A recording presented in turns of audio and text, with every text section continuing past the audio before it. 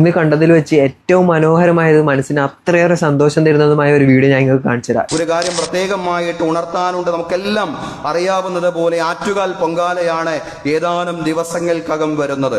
കുറേ സഹോദരിമാരും കുട്ടികളും തിരുവനന്തപുരം നഗരത്തിലേക്ക് അതിഥികളായിട്ട് എത്തുന്ന സന്ദർഭമാണ്. അവരുടെ ഏറ്റവും നല്ല ആതിഥേയരായിട്ട് മാറാൻ നമുക്ക് സാധ്യമാവണം.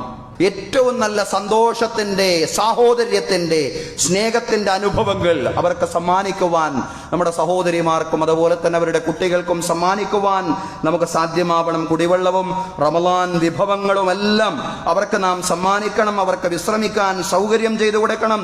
നമ്മുടെ മസ്ജിദുകളും വീടുകളും എല്ലാം അവരുടെ മുമ്പിൽ പൂർണ്ണമായും തുറക്കപ്പെടുന്ന ഒരു സാഹചര്യം തീർച്ചയായും ഉണ്ടാവേണ്ടതുണ്ട്. സ്നേഹവും സാഹോദര്യവും. ഇത് കാണുമ്പോൾ ചിലപ്പോൾ ചില വർഗീയവാദികൾക്ക് ഇഷ്ടപ്പെടണമെന്നില്ല. കാരണം ഇതൊക്കെ ഇങ്ങനെയുള്ള കാര്യങ്ങളൊക്കെ കേരളത്തിൽ നടക്കുമ്പോൾ അവരെ കുതന്ത്രങ്ങളൊന്നും ഇനി നടപ്പാവൂല എന്നുള്ള ഒരു പേടിയുണ്ടാവും. കേരളം എന്താണെന്ന് തെളിയിക്കുന്നതിനുള്ള ഇതുപോലുള്ള ഒരുപാട് കാര്യങ്ങൾ വന്നുകൊണ്ടേയിരിക്കും. മതവർഗീയവാദികളോടായാലും കേരളത്തെ കരിപൂശി കാണിക്കാൻ ശ്രമിക്കുന്ന ശ്രീകണ്ഠികളോടായാലും ഒന്നേ പറയാനുള്ളൂ, നീയൊക്കെ എത്രയൊക്കെ തലകുത്തി പറഞ്ഞാലും കേരളത്തിനെ ഒരു ചുക്കും ചെയ്യാൻ പറ്റൂല.